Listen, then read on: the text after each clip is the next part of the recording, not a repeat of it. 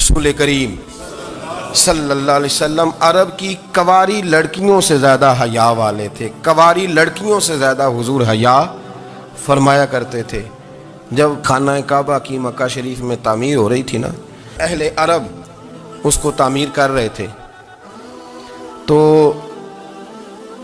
نبی پاک صلی اللہ علیہ وسلم اپنے چچا حضرت عباس کے ساتھ خانہ کعبہ کی تعریف میں مصروف تھے. تو عرب کے لوگ چونکہ لمبا کرتا پہنتے تھے پیروں تک، تو نیچے اگر کسی وقت کوئی چیز نہیں بھی ہوتی تھی تو کسی کو وہ نظر نہیں آتی تھی، چونکہ پردہ رہتا تھا، ایک لمبا کرتا پہنا ہوا ہوتا تھا.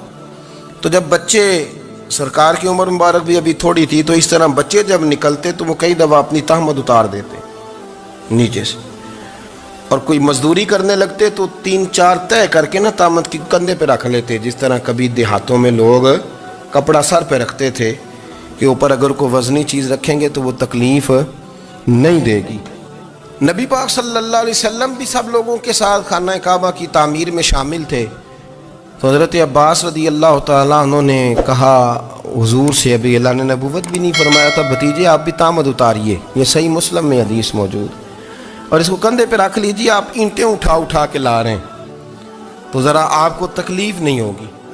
تو سرکار دو عالم صلی اللہ علیہ وسلم سے یہ بات کہی، اور پھر جلدی سے حضور کی تہمت کو نکال کے نا، حالانکہ لمبا کرتا پہنا ہوا ہے، تو وہ جیسے ہی ان کے کندھے پہ رکھا اینٹیں رکھنے کے لیے، تو سرکار تو زمین پہ گر گئے، بے ہوش ہو گئے، آنکھیں آسمان کی طرف، اور پھر حضور پکار رہے ہیں آزاری آزاری آزاری، میرا تہمت دے دو، میرا تہمت دے دو. کبھی کوئی شخص اس وجہ سے بھی بے ہوش ہوا ہے کہ میرے وجود سے کپڑا اتر گیا ہے؟ حالانکہ سرکار پر وہ بے ہوشی بھی نبی پاک کا وہ جو غلبہ ہے نا شرم و حیا کا، اس کی وجہ سے ہوئی. ورنہ تو حضور فرماتے ہیں کہ میری آنکھیں سو جاتی ہیں، دل تو میرا اس عالم میں بھی جاگتا رہتا ہے. تو سرکار زمین پہ تشریف لے آئے، آنکھیں میرا تہمت دے دو، میرا تہمت دے دو. تو جلدی سے انہوں نے تہمت دیا تو حضور نے باندھ لیا. پھر طبیعت مبارک میں تسلی ہوئی. یعنی ہم اس رسول کے غلام ہیں کہ جن کے تو وجود سے کپڑا اتر جائے تو حضور برداشت نہیں کرتے، قبول نہیں فرماتے، تکلیف شروع ہو جاتی. لیکن یہاں نوجوان ہیں اور بڑا قد کاٹ ہے اور بڑے بڑے سمجھدار لوگ ہیں، گرمی آتی ہیں تو شارٹ کپڑے پہن کے گھومتے ہیں. ان کو خیال نہیں کہ یہ وہ والا لباس ہے جو باہر تو کیا گھر میں اماں کے سامنے نہیں پہننا چاہیے، بہنوں اور بیٹیوں کے سامنے نہیں پہننا چاہیے. آپ کی گفتگو میں شرم و حیا ہو، آپ کے لب و لہجے کے اندر حسن ہو. آپ کو پتہ ہے نبی پاک صلی اللہ علیہ وسلم نے فرمایا میری امت میں سب سے زیادہ حیا کرنے والے عثمان غنی ہیں. عثمان غنی سب سے زیادہ حیا کرنے والے. آپ فرمایا کرتے تھے جب سے حضور کا چہرہ دیکھا ہے میں نے کبھی اپنی شرمگاہ بھی نہیں دیکھی، میں نے آنکھوں کا وضو نہیں توڑا، اور جب سے حضور کے دست مبارک میں نے بیعت کے لیے سیدھا ہاتھ بڑھایا تو پھر سیدھا ہاتھ میں نے کبھی گندگی کو نہیں لگایا. حیا تھی. آپ باتھ روم کے اندر بھی غسل فرماتے تھے تو کپڑوں سمیت کرتے تھے. کسی نے کہا حضرت جی واش روم کے اندر کیوں نہیں کپڑے اتارتے؟ آپ فرمانے لگے باہر بندوں سے حیا کرتا ہوں، اندر جاتا ہوں تو رب سے حیا آنی شروع ہو جاتی، وہ تو دیکھ رہا ہے نا. تو میں جو بات آپ کی خدمت میں عرض کرنا چاہتا ہوں اس کو آپ سمجھیے گا میرے عزیز، کہ شرم والا مزاج، گفتگو بھی شرم والی، آنکھیں بھی شرم والی، لباس بھی شرم والا، دوستی یاری بھی شرم والی، بہت ساری ایسی باتیں. دیکھیں نا آپ ذرا، میں نے کہا کہ باتوں کو سن کے گزر نہ جایا کریں، اس کی گہرائی پر غور کریں.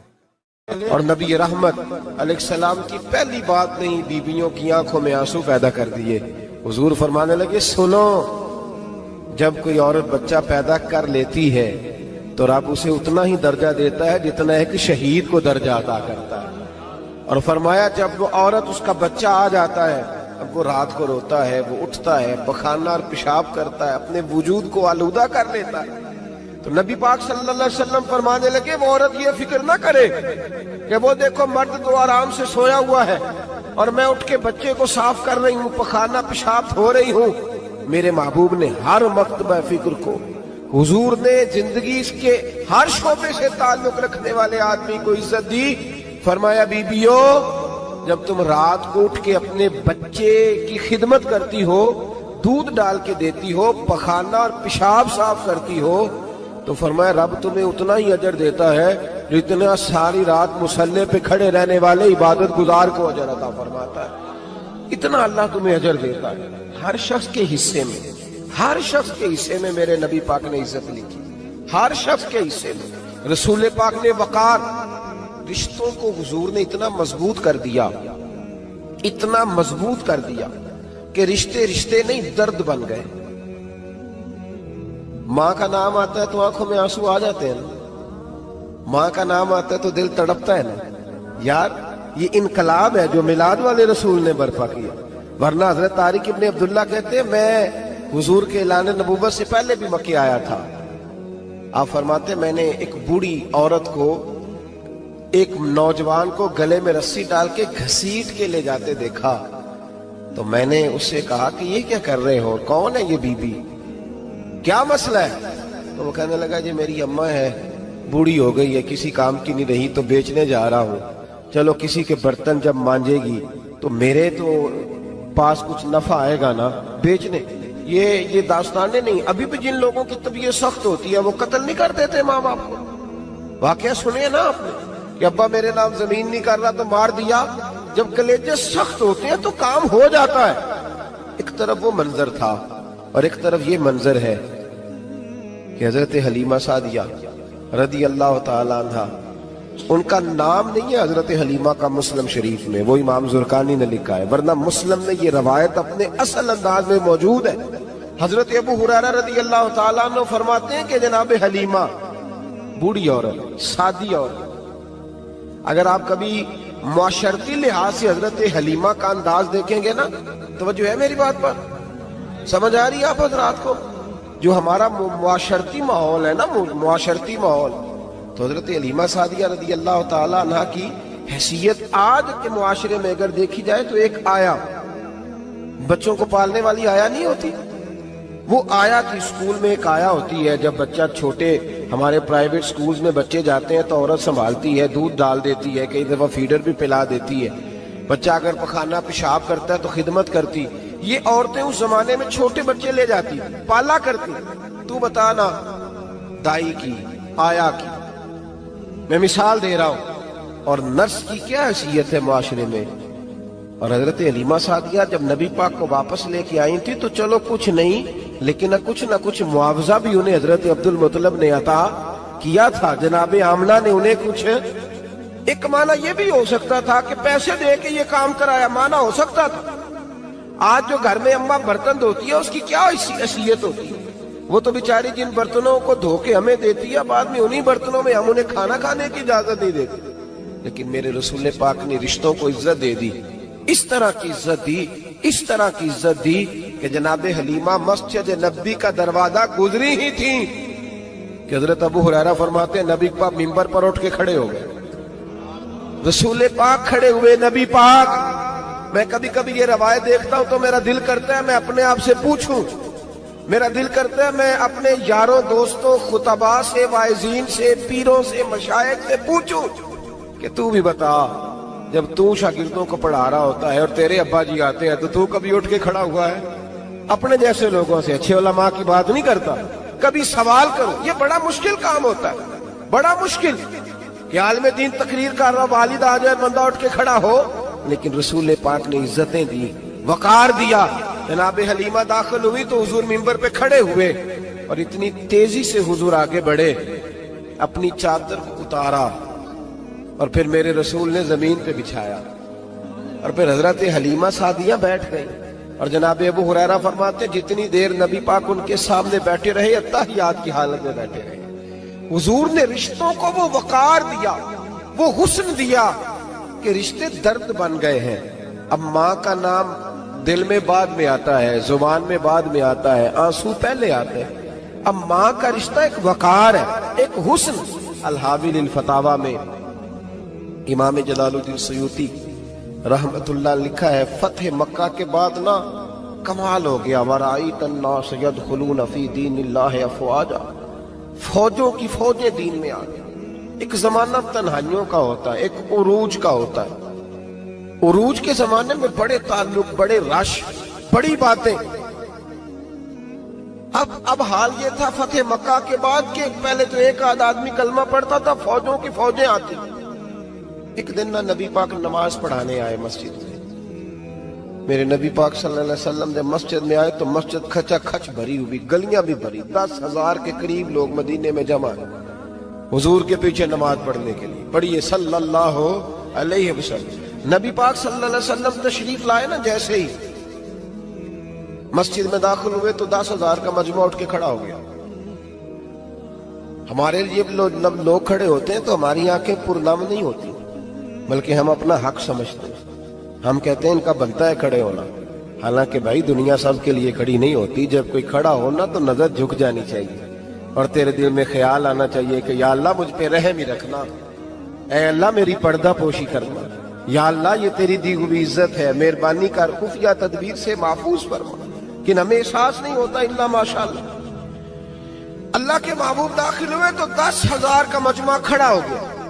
10,000 آدمی کھڑا ہو تو ایک کیف بنتا ہے، تو میرے جیسا آدمی تو ویسکوٹ سیدھی کرنے لگ جاتا ہے نا کہ بڑی شان ہے جناب، کالر ٹھیک کر لو، دستار سیدھی کر لو، کیا بات۔ اتنے لوگ بھی کبھی کسی کے گاڑی کے پیچھے بھاگے، لیکن نبی پاک کا انداز کیا تھا؟ رسول پاک کی آنکھوں میں آنسو آ گئے۔ 10,000 آدمی کھڑا ہوا، حضور رو پڑے، اور اتنا روئے کہ جناب ابو ہریرہ رضی اللہ تعالی عنہ فرماتے ہیں کہ میں نے نبی پاک کے سینے سے آواز نکلتی دیکھی۔ جب آدمی زیادہ روتا ہے تو سینے سے آواز آتی، حضور روئے کہ سینے سے آواز آئی۔ آپ فرماتے ہیں پھر حضور نے آنسو پوچھے، پھر نماز مکمل ہوئی۔ جب لوگ چلے گئے تو حضرت ابو بکر صدیق اٹھ کے قریب گئے، کہا یا رسول اللہ صلی اللہ علیہ وسلم آج کوئی وجہ نہیں تھی رونے کی، آپ آئے ہیں اور رونا شروع کر دیا۔ تو میرے محبوب فرمانے لگے آج جب میں نے اپنی وہ شانیں دیکھی، وہ مقام دیکھا تو مجھے اپنی اماں کی یاد آ گئی، ماں کی یاد۔ رشتوں کو وہ عزت دی، وہ وقار دیا، وہ حسن دیا۔ کہاں نماز کے لیے لوگوں کا کھڑا ہونا اور کہاں اماں کی بات چھیڑ دینا۔ میرے حبیب فرمانے لگے مجھے اپنی اماں آمنہ کی بات یاد آئی۔ میری ماں نے تو وہ دور دیکھا تھا جب وجود پہ کپڑے بھی پورے نہیں تھے، دل کرتا تھا آج اماں موجود ہوتی، میں نماز پڑھانے آتا، اللہ اکبر کہہ کے نیت باندھتا، سبحانک اللہ کے بعد سورہ فاتحہ پڑھتا اور سورہ فاتحہ مکمل پڑھ لیتا کہ میری اماں آمنہ کو کوئی کام یاد آتا، وہ پردہ سرکا کے کہتی بیٹا محمد میری بات تو سننا، تو محبوب فرماتے اللہ کی عزت کی قسم میں نماز چھوڑ دیتا، پہلے ماں کی بات سن کے آتا، میں چھوڑ دیتا نماز۔ وقار دے دیا، وقار، وہ حسن بخشا، وہ توانائی بخشی۔ عرب کے اندر سال کے بعد عورتوں کا ایک میلہ لگتا تھا خانہ کعبہ کے پاس، صرف عورتیں اکٹھی ہوتی تھی، میلہ لگا ہوا تھا۔ ایک تورات جاننے والا یہودی عالم بھی آیا ہوا تھا، وہ بیویوں کے مجمع پہ نظر ڈال کے کہنے لگا بیویوں مرد کا کام تو کوئی نہیں عورتوں کے مجمع میں بات کرنا، لیکن میں تمہیں ایک پیغام دینے لگا ہوں، اللہ کے آخری رسول جو مکے میں پیدا ہونے والے ہیں ان کے آنے کا وقت قریب آ گیا ہے، وہ بی بی بڑی خوش نصیب ہوگی جنہیں ان کی رفاقت ملے گی۔ عورتوں نے جب دیکھا کہ مرد آ گیا عورتوں کے میلے میں تو انہوں نے ڈانٹا جھڑکا، کہا چل اٹھا اپنی کتابیں اور نکل جا۔ حضرت خدیجہ کہتی ہیں باقیوں نے ڈانٹا پر میں نے بات پلے سے باندھ لی، میں نے پلے سے باندھ لی اور میں انتظار کرنے لگی کہ اللہ کرے وہ نصیب میرے ہی ہو، اللہ کرے مقدر میرا ہی کھلے۔ آپ فرماتی میں تسبیح پڑھتی، درود پڑھتی، میں اس زمانے میں جو اللہ کا ذکر جس طرح ہوتا تھا وہ میں شروع کرتی، اور جب فارغ ہوتی تو میں التجا کرتی کہ اللہ میرے نصیبے کھول دے۔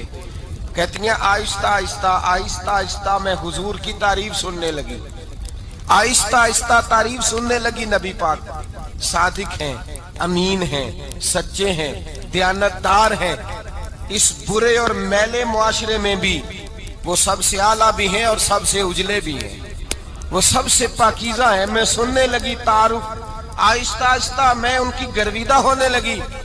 ادھر نبی پاک صلی اللہ علیہ وسلم اپنے چچا جناب ابو طالب کے پاس رہتے تھے، قحط آ گیا، حالات بگڑ گئے۔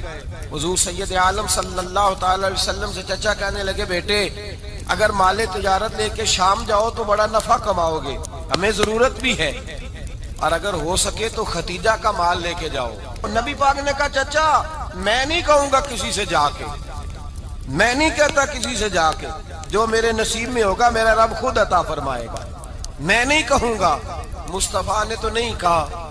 حضرت خدیجہ رضی اللہ تعالیٰ عنہ کہتی ہے میں نے خود اپنی خادمہ کو بھیجا، میں نے کہا جا کے پوچھو تو صحیح کہ میرا مال قبول ہوتا بھی ہے کہ نہیں، پوچھو۔ نبی پاک صلی اللہ علیہ وسلم سے پوچھا، حضرت خدیجہ کی خواہش ہے کہ آپ مال لے کے جائیں، حضور نے قبول کر لیا۔ جناب خدیجہ الکبریٰ رضی اللہ تعالیٰ عنہ کے غلام تھے، میسرہ ان کا نام تھا۔ جناب خدیجہ نے ان کو ساتھ بھیجا، فرمایا ایک 3 باتیں ارشاد فرمائی۔ ایک تو فرمایا سارا رستہ غور سے دیکھنا میرے نبی کے ساتھ کیا معاملات درپیش ہوتے ہیں، ابھی اعلان نبوت نہیں کیا، فرمایا ذرا غور کرنا، میرے مصطفیٰ کا مطالعہ کرنا اور مجھے واپس آ کے سبق سنانا، وہ جو تم نے چہرہ بددعا کی تلاوت کی ہو ذرا مجھے واپس آ کے سنانا۔ جنہاں نے دل پر جانی ڈٹھا ہو اکھیاں ہی تک لیاں، تو ملیوں تے ساجن ملیا ہوں ناساں لگ پئیاں، ذرا جا کے نا تلاوت کرنا اور مجھے اور دوسرا فرمایا تم میرے غلام ہو تو مصطفیٰ کے بھی غلام بن کے رہنا، میں سنتی ہوں کہ کردار کے، افکار کے، نظریات کے، عظمت کے بلند و بالا، وہ جیسے کہیں ویسے کرنا۔ اور تیسری حضرت خدیجہ نے نصیحت فرمائی، فرمایا محمد ابن عبداللہ صلی اللہ علیہ وسلم کی رائے سے اختلاف نہ کرنا، یہ چلتے ہوئے معاہدہ کیا، جو وہ کہہ دے سو کر جانا۔ غلام کہتے ہیں میں ساتھ گیا، باتیں میں نے سن لی، لیکن جب سفر شروع ہوا نا ابھی چند منزلیں طے ہوئی تھی، میں نے کہا خدیجہ آپ نے کیا نصیحت کرنی تھی، ان کے ساتھ جو رہے گا وہ ان کا غلام ہی بن جائے گا، ان کے ساتھ جو رہے گا تو اجے میرا محبوب نہیں ڈٹھا جن ویکھ کے چن شرماوے، جے رکھے ہاتھ پھلاں وچ ہاتھ نال پھلاں رل جاوے، تے ادھی راتی چن چڑھ جاندے جدوں جلوہ فرماوے۔ مایا جو بھی ساتھ رہتا غلام ہو جاتا۔ میسرہ کہتے میں گیا، تجارت شروع ہوئی، کہتے ہیں نبی پاک صلی اللہ علیہ وسلم جب منڈی میں پہنچے تو لوگ قسمیں اٹھا اٹھا کے مال بیچ رہے تھے۔ اللہ کے محبوب جب گئے نا تجارت کرنے تو ایک آدمی کہنے لگا چلو معاذ اللہ بتوں کے نام تھے لات و منات، کہنے لگا لات کی، عزا کی، منات کی قسم اٹھاؤ، تو نبی پاک فرمانے لگے ان کی قسم اٹھاؤں جن کا میں نام لینا بھی پسند نہیں کرتا۔ اب یہ اعلان نبوت نہیں کیا، اور فرمایا ویسے بھی میں قسم دے کے مال نہیں بیچتا، خریدنا ہے تو خریدو، نہیں خریدنا تو نہ خریدو۔ کہتے ہیں لوگ قسمیں اٹھا اٹھا کے پیچھے جاتے تھے، پر میرے نبی جس سے رخ پھیرتے تھے وہ نبی پاک کے پیچھے ہو جاتا تھا۔ ماتے کئی گنا زیادہ نفع کمایا۔ ہم رستے میں تھے، حضور ایک درخت کے نیچے آرام کرنے لگے، ایک عیسائی راہب غار میں بیٹھا تھا، نکل کے آ گیا، مجھ سے کہنے لگا مجھے وہ جانتا تھا، میں سنا یہ کس کو ساتھ لائے، یہ کون ہے؟ میں نے کہا اہل قریش کے ایک معزز آدمی ہے۔ کہنے لگے یار جس درخت کے نیچے یہ لیٹے ہوئے ہیں یہاں عام آدمی نہیں لیٹ سکتا، یہاں وہی لیٹے گا جو اللہ کا سچا رسول ہوگا، یہاں دوسرا کوئی لیٹ ہی نہیں سکا، یہ رسول ہے، ان کا خیال رکھنا، خیال رکھنا، کاش میں اس وقت تک زندہ رہوں جب یہ نبوت کا اعلان کریں۔ میسرہ کہتے ہیں میں غلام ہو گیا، نبی پاک صلی اللہ علیہ وسلم کی ادائیں مجھے بھانے لگی، جب واپسی پہ نکلے تو گرمی بڑی شدید تھی، فرماتے ہیں جب دھوپ تیز ہوتی تو بادل کا سایہ آ کے حضور پہ سایہ کر دیتا، بادل کا ٹکڑا نبی پاک پہ۔ اللہ جانے کہاں بیٹھ کے لوگوں نے کتابیں پڑھی ہیں جو کہتے ہیں 40 سال کے بعد نبی بنے تھے، پتہ نہیں کہاں بیٹھ کے کتابیں پڑھی ہیں۔ ہم نے تو جو سیرت پڑھی ہے وہ بتاتی ہے کہ تیری حیات پاک کا ہر لمحہ پیغمبر لگے، ہر لمحہ پیغمبر لگے۔ یہاں تو وہ لوگ جو کئی سال پہلے 20 اور 25 سال پہلے حضور سید عالم صلی اللہ علیہ وسلم کی رفاقت میں رہے وہ اعلان کر لوگ پتہ نہیں کہاں بیٹھ کے کتابیں پڑھتے ہیں، کہاں بیٹھ کے۔ میرے نبی پاک سے صحابہ نے پوچھا حضور آپ کب نبی تھے؟ فرمایا ابھی آدم کی مٹی گوندی جا رہی تھی، ابھی آدم کی مٹی گوندی جا رہی تھی، میں تب بھی اللہ کا رسول تھا۔ میرے بھائی نبی رحمت سید عالم صلی اللہ علیہ وسلم کے غلام حضرت خدیجہ کے غلام کہتے واپس آیا، اور پہلے بھی کئی دفعہ حضرت خدیجہ کا مال گیا تھا، بڑے نفع آئے تھے، پر جو نفع اس سال آیا وہ پہلے کبھی نہیں آیا تھا۔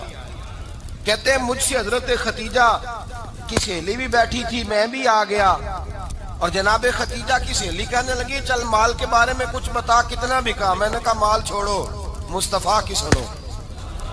اور پھر کہتی چلو ٹھیک ہے، بادل سایہ کرتا تھا، چلو ٹھیک ہے، تم سے راہب نے پوچھا تھا، یہ صحیح ہے انہوں نے تیری سارے رستے بڑی خدمت کی، تیرا بڑا خیال رکھا، پر یہ بھی بتا تجارت کیسے ہوئی؟ تو میسرہ کہنے لگا زندگی میں نے بھی ساری گزار دی ہے، پر اس رسول کے ساتھ 4 دن ہی گزارے ہیں، حد ہو گئی مجھ سے، اور کچھ نہ پوچھو، اور کچھ نہ پوچھو، آ میرے دل آمنہ کے لال کی باتیں کریں، اور کچھ نہ پوچھو، بس ذکر ان کا چھیڑیے ہر بات پر، اور چھیڑنا شیطان کا عادت کیجئے، بس مجھے حضور کے تذکرے بیان کرنے ہیں، ذکر مصطفیٰ کرنا ہے۔ حضرت خدیجہ الکبریٰ بڑی متاثر ہوئی، کہتی ہیں مجھے درجنوں لوگوں نے پیغام نکاح دیا تھا پر میں نے سنی نہیں تھی، میں نے نفیسہ کے ہاتھ پیغام بھیجا، میں نے کہا میری عمر 40 سال ہے، ان کی 25 سال ہے، اور میرا احوال اور طرح کا ہے، وہ شہنشاہ ہیں، جا کے پوچھو تو صحیح بھلا میں قبول ہوتی ہوں، پوچھو۔ نفیسہ کہتی ہیں میں آئی تو وہ خاتون جن کے لیے لوگ بڑے بڑے قریش پیغام دیتے تھے، پیغام لے کے آئی، تو رسول پاک نے عجیب رنگ بیان کیا اپنی سیرت کا۔ جب میں پہنچی میں نے کہا خدیجہ نکاح کرنا چاہتی ہیں؟ نفیسہ کہتی ہے میرا خیال تھا کہ کوئی اور ہوتا تو کرسی سے اٹھ کھڑا ہوگا، فوراً کہے گا اچھا جلدی کرو بات کرو۔ جب میں نے آ کے کہا نا حضور خدیجہ نکاح کرنا چاہتی ہے، تو نبی پاک نے میری طرف دیکھا، فرمایا وہ کہتی ہیں کہ تم کہتی ہو؟ کہا وہ کہتی ہیں۔ تو حضور نے فرمایا ٹھہر جاؤ، میں اپنے چچا سے پوچھ کے بتاؤں گا، میں مشورہ کروں گا، میں پوچھ کے بتاؤں گا۔ آج بچوں کو کچھ سبق بڑے یاد ہیں، کہتے ہیں پسند کی شادی کرنا حضرت صاحب ناجائز ہے، پسند کی شادی کرنا کو ناجائز ہے۔ اور میں نے کہا بھائی صرف ایک ہی جائز چیز رہ گئی اور کوئی شے جائز نہیں، یہ ایک ہی جائز چیز ہے جس کا فتویٰ سارے نوجوان پوچھتے پھرتے ہیں، سارے رانجے بنے پھرتے ہیں، مجنوں بنے پھرتے ہیں، سارے مئی وال ہو گئے۔ اللہ پاک کو ہدایت کی توفیق عطا فرمائے، سارے اس بری لت کا شکار ہو گئے۔ او بھائی نبی پاک سوائے خدا کے کسی کے پابند نہیں، لیکن میرے مصطفیٰ نے اپنی امت کو یہ درس دیا ہے کہ جو بڑوں کے شفقت کے سائے میں چلتا ہے اللہ اس کی مدد فرمایا کرتا ہے۔ تجھے کیا پتا تیرا اچھا بھلا کس بات میں؟ کہا نکاح کرنا چاہتی ہوں، فرمایا چچا سے پوچھ کے بتاؤں گا۔ خدیجہ رضی اللہ تعالیٰ عنہ کہتی ہیں انہوں نے پوچھا، جناب ابو طالب کہنے لگے یہ تو خوش قسمتی ہے کہ ہمیں ایسی بہو مل جائے جس کے کردار میں، افکار میں، نظریات میں اتنی نفاست۔ مصطفیٰ کریم کے ساتھ نکاح ہوا، قربان جائیں۔ حضرت خدیجہ الکبریٰ کی شادی ہوئی تو بھائی بڑا مشکل ہوتا ہے، بڑا مشکل ہوتا ہے اپنے آپ کو ڈھالنا، لیکن جناب خدیجہ کی زندگی اٹھا کے دیکھو، میں یہ نہیں کہہ سکتا وہ کروڑ پتی تھی، ارب خرب کی میں بات ہی نہیں کر سکتا، اور 20 نوکرانیاں تھیں ان کے پاس، درجنوں ان کے پاس غلام تھے، لیکن جب رسول اللہ کے دروازہ نور پہ آئی ہیں، انہوں نے میرے نبی کے گھر میں جھاڑو بھی دیا ہے، انہوں نے حضور کے کپڑے بھی دھوئے ہیں، انہوں نے رسول اللہ کے لیے اپنے ہاتھوں سے کھانا بنایا، انہوں نے دیکھا کہ نبی پاک صلی اللہ علیہ وسلم کو دولتوں سے، تجارتوں سے، سرمایے سے پیار نہیں، جتنی دولت تھی شام کو لا کے قدموں میں رکھ دی، کہا محبوبہ جب میں تیری ہوں تو میری ہر شے ہی آپ کی ہے۔ چند دنوں میں حضور نے ساری چیزیں دے دی اللہ کے رستے میں، ہر چیز نبی پاک نے دے دی۔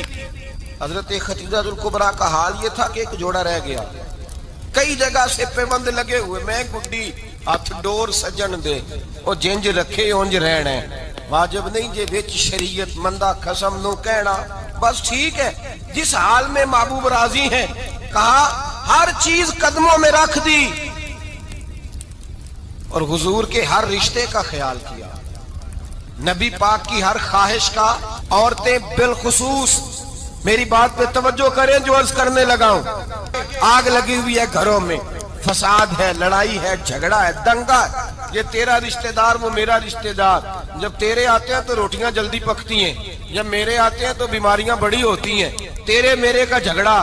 آؤ میرے مصطفیٰ کریم سید عالم کا بھی حال دیکھو، حضرت حلیمہ سعدیہ ملنے آئی، شادی کو کچھ دن گزرے تو حلیمہ سعدیہ ملنے آئی۔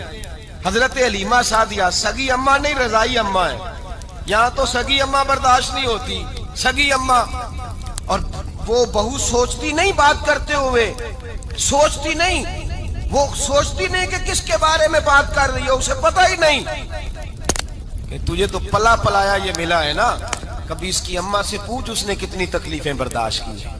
اس سے پوچھ کس دقت میں کس آزمائش میں اس بچے کو پروان چڑھایا ہے. تو آج مالک بنی ہے تو رنگ ہی بدل گئی ہے. اور بچہ بھی بیوی کے ساتھ مل کر کے اماں کی غیبت کرتا ہے, سوچتا ہی نہیں کہ بات کس کی ہو رہی ہے, اسے خیال ہی نہیں آتا. حضرت حلیمہ سعدیہ رضائی ماں ہیں. جب تشریف لائیں تو مصطفیٰ کریم نے فرمایا ختیجہ یہ میری اماں ہے. جناب حلیمہ سعدیہ کہتی ہیں میں گھر میں رہی, میری خدمت کی, مجھے کھانا پکا کے دیا, بستر بچھا کے دیا, کپڑے لے کے دیے, اور جب میں جانے لگی تو کہنے لگی آپ میرے مصطفیٰ کی اماں ہیں, پہلی دفعہ آئی ہیں, تھوڑا سا تحفہ نہ دے دوں. میں نے کہا جیسے مرضی. حضرت حلیمہ کہنے لگی تو جناب حلیمہ سعدیہ کو 40 بکریاں اور 1 اونٹ تحفے میں عطا فرمایا. اور یہ جو بی بی آ کے مالک بنی ہے نا آج, جس درخت کی چھاؤں میں تو بیٹھی ہوئی ہے نا, اگر تو سمجھے تو اصل احسان اس ماں کا ہے جس نے یہ پروان چڑھا کے تجھے دیا ہے. اصل نیکی اس اماں کی ہے جس نے تیرے سر پہ یہ سرتاج رکھا ہے, اور تو اس ماں کو ہی بھول گئی ہے. اور شکوہ بہو سے نہیں, شکوہ اس بیٹے سے ہے, بیٹے سے ہے جو علیحدہ بھی ہونے لگا تھا تو اماں سے علیحدہ ہو گیا ہے. جس نے سوچا ہی نہیں کہ ماں کے ہاتھ اٹھ جائیں تو عرش کا مالک کہتا ہے فرشتوں سے کہ پیچھے ہٹ جاؤ, ماں اور باپ اولاد کے لیے جو مانگے گے میں فوراً عطا کروں گا. تجھے پتہ ہی نہیں. اور ادھر رسول پاک کا کیا حال ہے, کہتے ہیں وہ تیرے رشتہ دار ہیں, تیرے بہن بھائی ہیں, تو جا میں تجھے دروازے پہ چھوڑ آؤں گا, تو مل ان سے, میں نہیں ملتا, میں صاحب ہوتا ہوں, میرا ان سے کیا لینا دینا. حضرت ختیجہ کے بھائی نہیں تھے, نبی پاک صلی اللہ علیہ وسلم کے سسر حیات نہیں تھے, 2 بیٹے تھے حضرت ختیجہ کے, اور وہ دونوں بیٹے پچھلے خامن سے تھے. ذرا عقل کی کسوٹی پر تولیے گا کہ کسی بی بی کے بیٹے ہوں اور پچھلے خامن سے ہوں, اس آدمی کا رویہ کس طرح کا ہوتا ہے. لیکن میرے رسول پاک کا رویہ اس طرح کا تھا.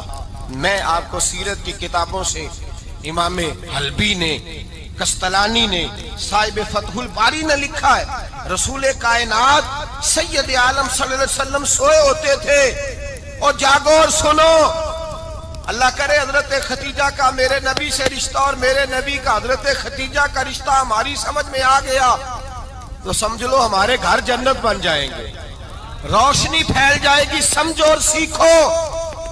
حضرت عائشہ صدیقہ فرماتی ہیں نبی پاک سو جاتے تھے نا دوپہر کو تو کہتی تھی مولا علی سے لے کر ابو بکر صدیق تک کسی کی طاقت نہیں ہوتی تھی حضور کو آ کے بیدار کرے, سوء ادب سمجھا جاتا تھا.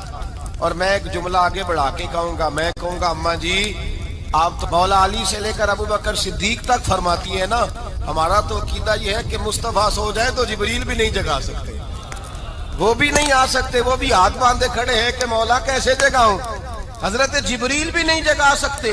لیکن حضرت عائشہ صدیقہ فرماتی ہیں میں تھی مدینے میں, حضرت ختیجہ کے وصال, میں مدینے میں حضور کے گھر میں تھی, نبی پاک میرے گھر میں موجود تھے اور سید عالم سوئے ہوئے تھے.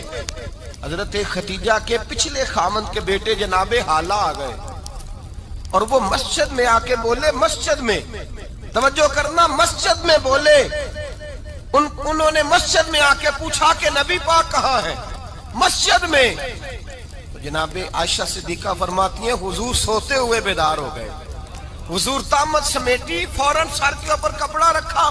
میں نے کہا حضور کہاں جا رہے ہیں؟ فرماتی ہے میں نے 1 دفعہ پوچھا تو حضور نے 3 دفعہ فرمایا میرا حالہ آ گیا ہے, میرا حالہ آ گیا ہے, میرا حالہ آ گیا ہے, ختیجہ کا بیٹا آ گیا ہے. میرے رسول پاک صلی اللہ علیہ وسلم نے بی بی کے رشتوں کا جو تقدس بیان کیا اس کو سمجھیے. فرمایا حالہ آیا ہے, بیدار ہو کے خود تشریف لے گئے. اور یہ تو حالہ تھے نا, بڑے بیٹے حضرت ختیجہ کے سب سے, ان کا نام ہند تھا. اور حضرت ہند سے کو بندہ تعارف پوچھتا نا, نبی پاک کا جو حلیہ ملتا ہے نا کتابوں میں, سیرت کی کتابوں میں, حضور کا مکھڑا کیسا تھا, مکھ چند بدر شاشانی ہے, متھے چمک دی لاٹ نورانی ہے, کالی زلف تیاک مستانی ہے, مخمور اکھی ہیں مد پریاں. یہ جو حضور کا حلیہ ملتا ہے نا یہ حضرت ہند کا بیان کیا ہوا ہے. وہ بیان کیا کرتے تھے کہ نبی پاک کی آنکھیں کیسی تھی, حضور کے جلوے کیسے. وہ بیان حضرت ختیجہ کے بیٹے ہیں. کوئی ان سے پوچھتا کہ بڑے راضی رہتے ہو, ہند بڑے راضی رہتے ہو, تو حضرت ہند کیسے راضی کیسے نہ رہوں. راضی کیسے نہ رہوں؟ میرے بھائی کا نام علی المرتضیٰ ہے، بہن کا نام فاطمہ الزہرا ہے، ماں کا نام خدیجہ الکبریٰ ہے، اور باپ کا نام محمد مصطفیٰ ہے، میں راضی کیسے نہ رہوں؟ حضرت خدیجہ الکبریٰ کے رشتوں کے ساتھ رسول اللہ کا پیار، ان کے رشتے۔ کنز المال میں حضرت عائشہ صدیقہ کی حدیث ہے، جناب عائشہ فرماتی ہیں دوپہر کو حضور آرام کرتے تو کوئی آیا نہیں کرتا تھا۔ ایک دن ایک بوڑھی آ گئی دروازے پہ، اس نے چھڑی پکڑی ہوئی، کہتے ہیں وہ اندر آئی تو نبی پاک بڑی تیزی کے ساتھ اٹھے، حضور سید عالم نے قریب بٹھایا، دیر تک حضور باتیں کرتے رہے، دیر تک گفتگو ہوتی رہی۔ فرماتے ہیں حضور نے اسے کوئی اضافی وقت دیا، عام صحابہ اس وقت آتے نہیں تھے، حضور کے آرام کا وقت تھا، اضافی وقت دیا نبی پاک نے، اور فرماتے ہیں جب وہ جانے لگی تو نبی پاک نے تحفے بھی عطا فرمائے، اور پھر ایک غلام سے، حضرت بلال سے یا کسی غلام سے فرمایا کہ ساتھ جاؤ اور گھر چھوڑ کر کے آؤ۔ نبی پاک صلی اللہ علیہ وسلم نے اعزاز دیا۔ حضرت عائشہ صدیقہ فرماتی ہیں دیر تک ملاقات بھی، تحفے بھی، انفرادی ملاقات۔ بعد میں نبی پاک صلی اللہ علیہ وسلم لیٹ گئے، میرے دل کے اندر خیال آیا کہ حضور جائیں گے اور جب رات کو واپس آئیں گے تو پھر میں پوچھوں گی کہ حضور یہ بی بی کون ہے، حضور اب آرام کر رہے ہیں۔ فرماتی ہیں میرا خیال تھا کہ یہ سوال شام تک میرے ذہن میں رہے گا کہ یہ کون ہے، آپ نے بڑا اعزاز دیا، دروازے تک چھوڑنے گئے۔ حضرت عائشہ صدیقہ فرماتی ہیں میں سوچ رہی تھی آرام کر رہے ہیں، اور میں نے جیسے ہی نگاہ ڈالی تو حضور تو گہری سوچ میں گم ہے، نبی پاک سوچوں میں گم ہے اور بے آنکھیں کھلی ہوئی۔ فرماتی ہے میں قریب جا کے بیٹھی، قدموں پہ ہاتھ رکھا، میں نے کہا محبوبہ یہ بی بی کون تھی؟ اتنی دیر آپ نے ملاقات کی اور وہ چلی گئی ہے تو ابھی خیالات ہیں، تصورات ہیں۔ فرماتی ہے میں نے پوچھا تو مصطفیٰ کی آنکھوں میں آنسو آ گئے، نبی پاک رو دیے، اٹھ کے بیٹھ گئے۔ میں نے کہا حضور کیا ہوا؟ میں نے تو آپ کو پریشان کر دیا، میں معذرت چاہتی ہوں۔ حضور نے فرمایا عائشہ ایسی کوئی بات نہیں، اس بی بی کے بارے میں پوچھتی ہو جسے میں نے زیادہ عزت دی ہے، زیادہ پیار کیا ہے، ذرا زیادہ اس کے ساتھ میں نے توجہ کی ہے۔ ہاں یا رسول اللہ میں نے انفرادی رنگ دیکھا ہے، روٹین سے بڑھ کر آپ نے محبت فرمائی۔ تو میرے مصطفیٰ نے فرمایا یہ جو عورت آئی تھی نا، جو میرے پاس بیٹھی رہی ہے، یہ میری زوجہ جناب ختیجہ کی سہیلی ہے، یہ حضرت ختیجہ کی سہیلی ہے، جناب ختیجہ کی سہیلی۔ فرمایا یہ مکے میں ختیجہ سے ملنے آیا کرتی تھی، ختیجہ اسے وقت دیتی تھی، پاس بٹھاتی تھی، کھانا کھلاتی تھی، دکھ سکھ سنتی تھی، اور تھوڑی غریب ہے، جب یہ جاتی تھی تو ختیجہ تحفے بھی دیتی تھی۔ فرمایا آج جب یہ آئی ہے تو ختیجہ کی یادیں تازہ ہو گئی، دیر تک میں نے اس سے بات کی ہے، گفتگو کی، جاتے دفعہ تحفہ دیا ہے، اس لیے کہ حسن العہد من الایمان، اچھے طریقے سے وعدہ نبھانا یہ بھی ایمان کا حصہ ہے، اچھے طریقے سے عہد نبھانا، تعلقات نبھانا یہ بھی ایمان کا حصہ ہے۔ حضرت ختیجہ کی سہیلیوں سے رسول اللہ صلی اللہ علیہ وسلم کا رشتہ، پہلی وحی نازل ہوئی نبی پاک پر۔ اب حضور جب ابتدائے وحی کے ایام آئے تو حضرت ختیجہ فرماتی ہیں رسول پاک غار حرا میں چلے جاتے، کئی دن وہاں رہتے، پہلی وحی آئی تو قرآن مجید کی تاثیر یہ ہے کہ لو انزلنا ھذا القرآن علی جبل لرأیتہ خاشعا متصدعا من خشیۃ اللہ، فرمایا اگر میں پہاڑوں پہ نازل کروں قرآن کو تو وہ بھی میرے خوف سے ریزہ ریزہ ہو جائے، اتنی تاثیر ہے۔ جب حضور کے قلب اطہر پر آیا تو نبی پاک کانپتے ہوئے گھر آئے، زملونی زملونی، مجھے چادر اڑاؤ چادر اڑاؤ۔ حضرت ختیجہ نے چادر دی، بیٹھ گئے، کہا ختیجہ آج کوئی آنے والا آیا ہے، اقرأ باسم ربک الذی خلق، یہ آیات اس نے مجھے دی ہیں اور میں بڑے خوف کے عالم میں ہوں۔ حضرت ختیجہ کے لفظ بڑے حسین ہیں، جناب ختیجہ الکبریٰ رضی اللہ تعالیٰ عنہ کیا فرماتی ہیں؟ کہتی ہیں یا رسول اللہ صلی اللہ علیہ وسلم آپ غم نہ کریں، رب آپ کو رسوا نہیں کرے گا، عزتیں عطا کرے گا۔ اور دلیل کیا ہے؟ حضرت ختیجہ فرمانے لگی دلیل یہ ہے کہ آپ غریبوں کی مدد کرتے ہیں، مسکینوں کا خیال رکھتے ہیں، اور محبوبہ کمزوروں کا بوجھ آپ اٹھاتے ہیں، جس کے اندر یہ خوبیاں ہوتی ہیں اللہ اسے عزت ہی عطا فرمایا کرتا ہے۔ حضرت ختیجہ الکبریٰ رضی اللہ تعالیٰ عنہ سب سے پہلے نبی پاک پہ ایمان لائی۔ بڑا مشکل ہوتا ہے، ہمارے جو فلسفے کے لوگ ہیں وہ کہتے ہیں بہت بڑا ولی اللہ بھی ہو تو بیوی اس کی مان جائے، یہ مشکل ہوتا ہے کام۔ یہ مشکل ہوتا ہے۔ حضرت خدیجہ الکبریٰ رضی اللہ تعالی عنہ سب سے پہلے ایمان، اور کس طرح کا ایمان، کس طرح کا ایمان؟ ابن ماجہ میں روایت ہے، غور کرنا، حضرت قاسم نبی پاک صلی اللہ علیہ وسلم کے صاحبزادے، حضور کی 6 اولادیں، 4 بیٹیاں 2 بیٹے حضرت خدیجہ سے ہوئے، 4 بیٹیاں اور 2 بیٹے۔ دھوکہ دیتے ہیں بعض لوگ، کہتے ہیں حضرت خدیجہ کی ایک ہی بیٹی تھی۔ حضرت قاسم حضور کے بیٹے تھے، وہ وصال کر گئے۔ حضرت خدیجہ ابھی دودھ پلاتی تھی کہ شہزادے پردہ کر گئے۔ ایک دن گھر میں بیٹھی ہوئی تھی تو کہنے لگی یا رسول اللہ صلی اللہ علیہ وسلم، میرے بیٹے قاسم کے حصے کا دودھ میرے وجود میں بھارا آیا ہے، کاش میرا رب اتنا موقع دیتا کہ میرا بیٹا مدت رضاعت ہی پوری کر لیتا، وہ دودھ پی لیتا۔ نبی پاک نے فرمایا خدیجہ تو غم نہ کر، اللہ تبارک و تعالیٰ نے تیرے بیٹے کی مدت رضاعت جنت میں پوری کر دی ہے، جنت میں پوری کر دی ہے۔ اور نبی پاک نے اپنا اختیار بیان فرمایا ابن ماجہ میں، رسول پاک نے فرمایا اگر تو کہے تو میں یہاں بیٹھے بیٹھے تجھے تیرے بیٹے کی آواز سناؤں، عرض کروں رب کی بارگاہ میں ابھی تجھے سناؤں تیرے بیٹے کی بات، ابھی وہ جنت میں بولے۔ لطف نہیں آیا آپ کو اس بات کا؟ میں ابھی سناؤں تجھے بات، سیاستہ کی روایت، ابھی سناؤں تیرا بیٹا بولے گا جنت میں، آواز یہاں مکے میں آئے گی، سناؤں؟ بڑے لوگ کرامت دیکھنا چاہتے ہیں، معجزہ دیکھنا چاہتے ہیں، کہتے ہیں جی میں تو وہ دیکھ کے آؤں گا۔ کہا سناؤں؟ حضرت خدیجہ کا ایمان دیکھیں، کہنے لگی محبوبہ مجھے سننے کی کیا ضرورت ہے، میں خدا کو بھی مانتی ہوں، محمد مصطفیٰ کو بھی مانتی ہوں، میں بن دیکھے ہی مانتی ہوں، بن دیکھے ہی مانتی ہوں، مجھے سننے کی ضرورت آپ نے کہہ دیا تو سو ہو گیا، مجھے حاجت۔ حضور کہہ رہے ہیں اگر تو کہے تو دعا کروں، التجا کروں، ابھی آواز اللہ سنا دے، ابھی سناؤں؟ حضرت خدیجہ کہتی ہے نہیں حضور میں بن دیکھے ہی، میں ان لوگوں میں سے نہیں ہوں جو پہلے دیکھ داکھ کے آئیں، پلٹ کے آئیں، دیکھ کے سودا کریں، میں تو ان لوگوں میں سے ہوں جو بن دیکھے مانا کرتے ہیں۔ یؤمنون بالغیب کی قائل، رسول اللہ صلی اللہ علیہ وسلم پہ ایمان لائی۔ اور پھر نبی پاک صلی اللہ علیہ وسلم نے جیسا کہا حضرت خدیجہ نے ویسا کیا۔ اور حضرت عائشہ کی روایت ایسی بھی ملتی ہے، جناب عائشہ سے کسی نے پوچھا تھا کسی نے جنت کی نعمتیں بھی کھائی ہیں؟ تو حضرت عائشہ کہنے لگی ہاں، ایک دفعہ نبی پاک نے جنت کے انگوروں کا خوشہ توڑ کے حضرت خدیجہ کو کھلائے تھے، وہ انگور وہاں سے توڑ کے جناب خدیجہ کو حضور نے انگور کھلائے تھے۔ نبی پاک صلی اللہ تعالی علیہ وسلم پر ایمان لائی، ہر موقع پر حضور کا ساتھ دیا، تکلیفیں دیکھی، آزمائشیں دیکھی۔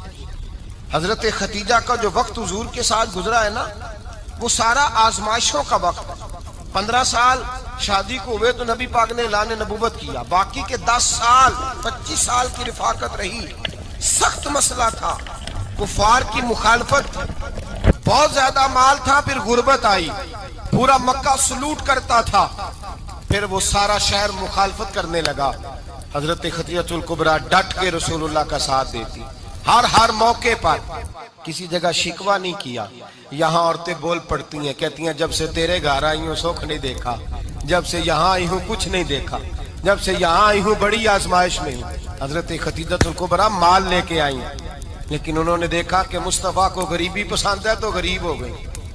جیم جان دا کچھ وسا نہیں ہوں، جان یار نو دے تے شاد ہو جا، ایسے دل دے ہیں فساد سارے، دل دربر نو دے تے آزاد ہو جا، جیو رکھے آباد تے رو وسدا تے جدو کرے برباد ہو جا۔ کہا یا رسول اللہ جس بات میں آپ راضی ہیں میں بھی اسی بات میں راضی ہوں۔ جناب خدیجہ رضی اللہ تعالیٰ عنہ مکمل وقت رسول اللہ کا ساتھ دیا۔ شیب ابی طالب کے 3 سال قید میں گزارے۔ جس عورت نے ساری زندگی مال دیکھا ہو، اعلیٰ سے اعلیٰ کھانا کھایا ہو، بڑے گھر میں وقت گزارا ہو، قیدی ہو کے وقت گزارا، اور آپ اگرچہ قریش میں سے تھی لیکن جس شاخ سے حضور تھے بنو ہاشم اس میں سے نہیں تھی آپ۔ حضرت خدیجہ رضی اللہ تعالی عنہا یہ کہہ سکتی تھی کہ یہ بائیکاٹ جو 3 سال مکے والوں نے کیا اور ایک چھوٹی سی وادی میں قید کر دیا ہے بنو ہاشم کو، تو یہ میرا بائیکاٹ نہیں ہے، نبی پاک صلی اللہ تعالی علیہ وسلم نے اجازت بھی دی کہ اگر تم چاہو تو علیحدہ رہ سکتی ہو، بائیکاٹ تو میرا ہے، لیکن حضرت خدیجہ نے کہا نہیں، تیرے قدموں میں رہوں، غیر کی ٹھوکر پہ نہ ڈال، جھڑکیاں کھاؤں کہاں چھوڑ کے صدقہ تیرا، اور تیرے قدموں میں جو ہے وہ غیر کا منہ کیا دیکھے، کون نظروں پہ چڑھے دیکھ کے تلوا تیرا۔ کہ حضور میں نے نہیں جانا، 3 سال پتے کھا کے وقت گزارا، 3 سال پانی پی کے وقت گزارا۔ آپ فرماتی ہیں کئی راتیں ایسی بھی گزری جن میں خدیجہ نے کھایا ہی کچھ نہیں، وقت گزار دیا، زندگی گزار دی، 3 سال ایک لمحے کے لیے شکایت نہیں کی۔ او بھائی، ایسی وفادار ماں کا تو روز ذکر ہونا چاہیے۔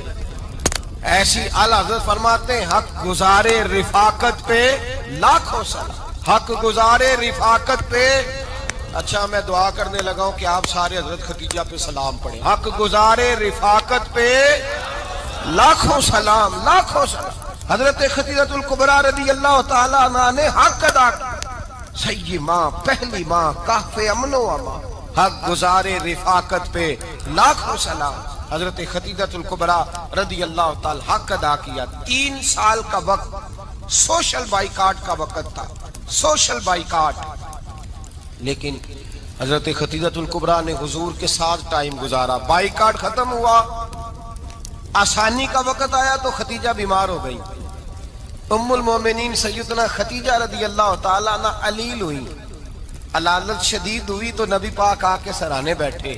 قربان جاؤں، آج لوگ اتنی نوکری نہیں کرتے جتنا احسان جتلاتے ہیں۔ کہتے ہیں وہ فلاں مولوی صاحب کو روٹی میں دیا کرتا تھا، وہ فلاں آدمی کے ساتھ اس کو تو آگے پہنچایا ہی میں نے۔ کریڈٹ پکڑ پکڑ کے لوگ اپنے کھاتے میں ڈالنے کے چکر میں ہوتے ہیں۔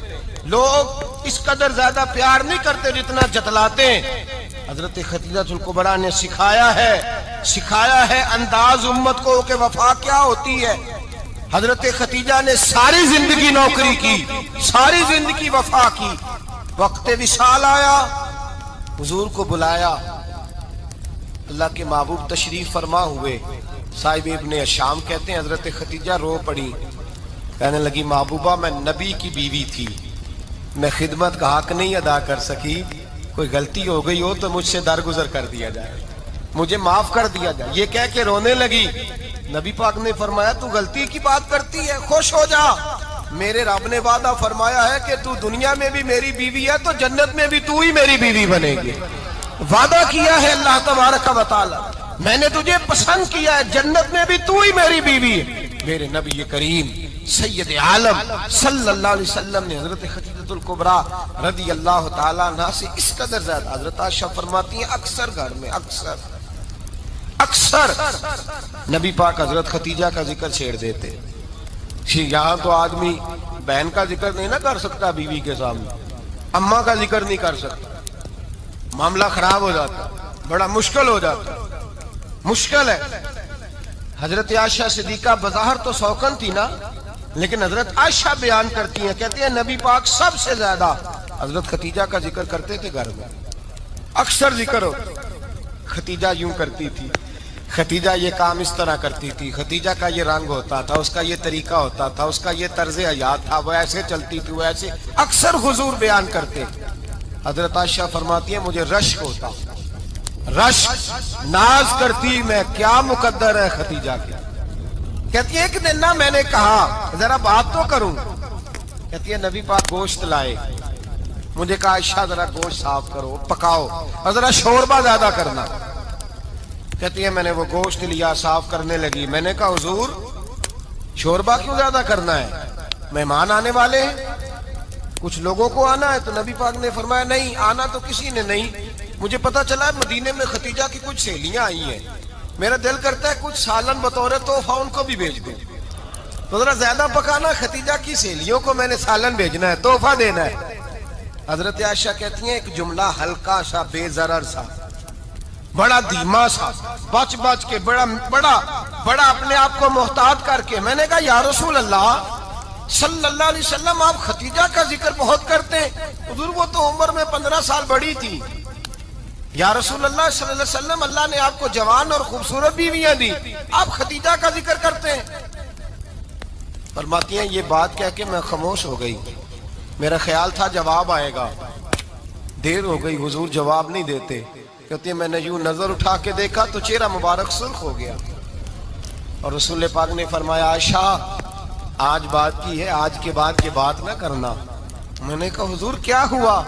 فرماتے ہیں پہلے جلال تھا، پھر اچانک وہ جلال آنسو میں بدلا، اور حضور نے رو کے فرمایا عائشہ تم ساری بیویاں سکھوں کے وقت آئی ہو، خدیجہ تو میرے دکھوں کی ساتھی ہے، وہ تو میری آزمائشوں اور تکلیفوں کی ساتھی، اس نے تو میرے ساتھ وقت کٹھن بتایا، جب لوگ مجھے پتھر مارتے، میرے رستے میں کانٹے بچھاتے، میں پریشان ہو کے لوٹتا، اس کے ایک ہاتھ میں دودھ کا پیالہ ہوتا، ایک ہاتھ میں کھجوریں ہوتی، دودھ پلا کے کھجور کھلا کے بستر بچھا کے روٹی دے کے کہتی محبوبہ غم نہ کرنا، اللہ بڑی عزتیں عطا فرمائے گا، اللہ بڑی شانیں عطا فرمائے گا۔